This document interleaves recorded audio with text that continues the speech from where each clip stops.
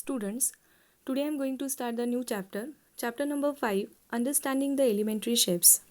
In this chapter, exercise 5.1 is deleted, which is based on the topic measuring the line segment. So moving ahead, I am going to discuss now directions. As we all know that there are 4 main directions: north, south, east and west. The turn from north to east is by one right angle. The turn from north to south is by two right angle, and two right angle is called as one straight angle. When you again take a turn from south to north by one straight angle in same direction, you will reach to the original position. Hence turning by two straight angle or four right angle in same direction makes a full turn, and this complete turn is called as a one revolution. An angle for one revolution is called as complete angle. Now look at the clock face.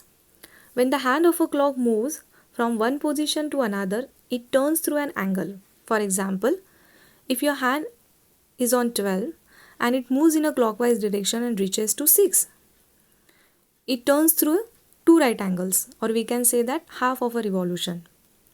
If your hand is on 6 and it moves in a clockwise direction and reaches to 9, it turns through one right angle, or we can say that 1/4 of revolution. If your hand is on 1 and it moves in a clockwise direction and reaches to 10, it turns through 3 right angle, or we can say that 3/4 of revolution. Based on this, let us discuss the exercise 5.2. Question number 1. What fraction of clockwise revolution does the hand of a clock turn through when it goes from? When hand of a clock goes from 3 to 9, then what fraction the hand of a clock turns through?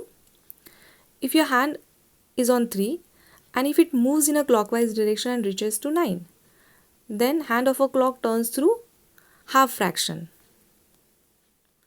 When it goes from 4 to 7, if your hand is on 4 and it moves in a clockwise direction and reaches to 7, then it turns through 1/4 fraction. When it goes from 7 to 10, if your hand is on 7 and it moves in clockwise direction and reaches to 10, then your hand of a clock turns through again 1/4 fraction. When it goes from 12 to 9, if your hand is on 12 and if it is moving in a clockwise direction and reaches to 9, then the hand of a clock turns through 3/4 fraction, 3/4 fraction. When it goes from 6 to 3, if your hand is on 6 and it is moving in a clockwise direction and reaches to 3, then your hand of a clock turns through again 3/4 fraction. Now let us discuss the question number 2. Where will the hand of a clock stop if it starts at 12 and make a half of revolution clockwise? Suppose your hand of a clock is on 12 and it makes half of a revolution clockwise like this. Then it reaches at what? It reaches at, or it will stop at 6. Second, where will the hand of a clock stop if it starts at 2 and makes a half of revolution clockwise? Now, the hand of a clock starts at 2 and makes a half revolution. So it reaches at 8. It makes a half revolution. Next, where will the hand of a clock stop if it starts at 5 and makes 1/4 of a revolution? Now hand of a clock start from 5 and make a 1/4 revolution. So it will stop at 8. And now the last one.